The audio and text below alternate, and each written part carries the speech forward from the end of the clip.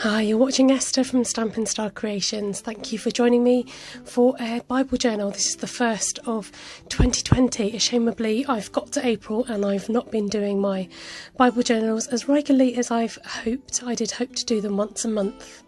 So I'm going in with the word faithfulness. So I'm sketching it out on a piece of grid paper just to get a rough idea of where I want the word to appear. I usually sketch out with pencil first and then on a scrap piece of paper and then tuck it under my page and then go over it in pen later.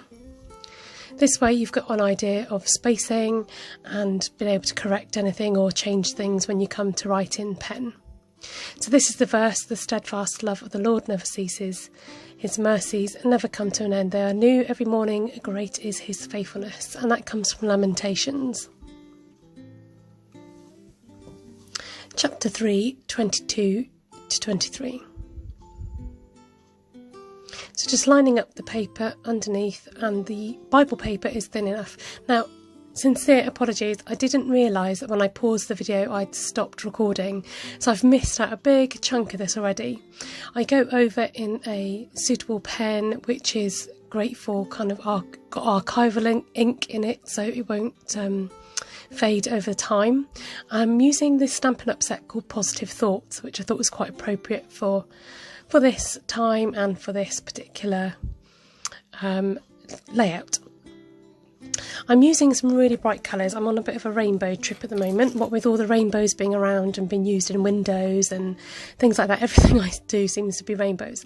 Plus these are the Stampin' Up in colours, which go up to this June in 2020, and then we introduce another 5 new colours. So I wanted to showcase these lovely bright colours. I'm going in with the feathers in this set, and I'm doing them in groups of 3 because they looked a little bit odd by themselves, just one feather by themselves. Using the Stampin' Up watercolour pencils, I'm just colouring in some of the images, making them a bit stronger. I've already prepared my page with gesso, so this kind of soaks up some of the ink when you come to do the stamping. Going in with pumpkin pie and daffodil delight afterwards on the lettering, so down the left side with the orange and down the right side with the yellow, because I didn't have a lot of these colours on the page and I wanted them to look a bit more cohesive by using these colours in the middle. Going in and highlighting the butterflies and just making everything look a little bit more vibrant for when I come to add my ink to it.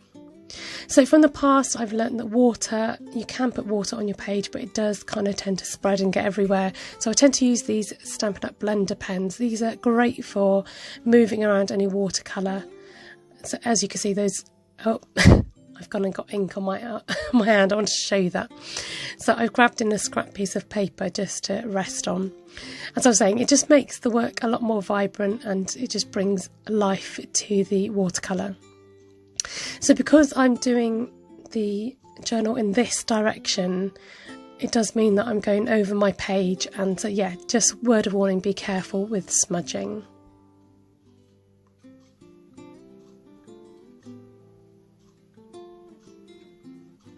I decided that in order to make it more detailed, I was going to add some doodles and some dots and some just added extras with the black ink to make things stand out a bit and to merge in with the wording that's in black.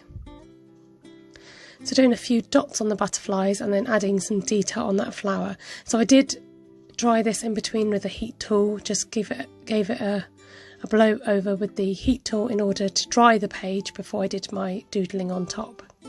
Now, I'm sorry the phone kept focusing on the top of the pen rather than the page at this point, but I'm just adding a few dots around the edges.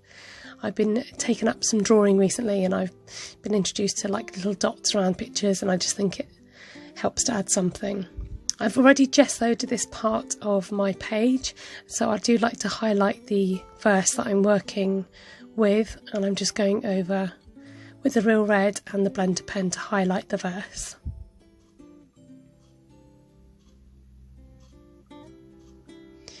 I like to date my work. This was done on the 1st of April.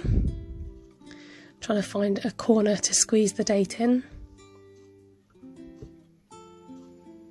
Then at the back of my Bible, I like to keep a record of the date that I've done the journal, what page it's on, the Bible reference, and then just some idea, a title given to the journal page.